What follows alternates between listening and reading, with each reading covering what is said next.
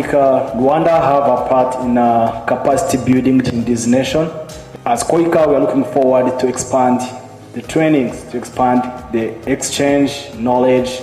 Together with you, we hope we will expand as much as possible. I call upon each and everyone to be much more focused on the association vision and mission. I wish you a welcome this evening by thanking you all for responding positively to the invitation so that we can learn from each other, we can network, try to build solid foundations. The KORAA is one of the key achievements of these two partnerships. And the vision of KORAA globally is an eminent global development cooperation organization to realize global value and create mutual prosperity. When we arrived in Korea, we were surprised on how the country is developed. Knowing their history, we have experienced how the good leadership and pivot can contribute to the economy of the country. So thank you, KORAA, for supporting us. Look at how the environment is so green,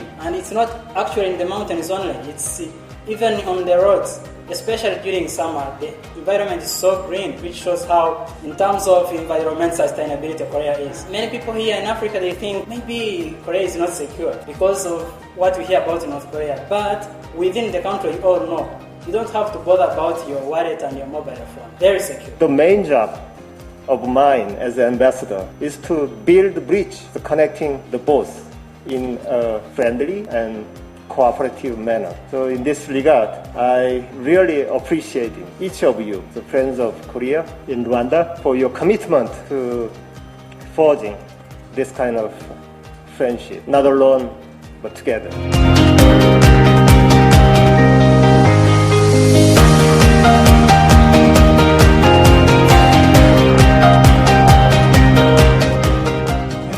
Collecting the participants is quite difficult.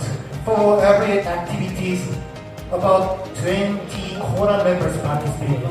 I ask you again, so can you promise me you will attend the activity in the next year, isn't it?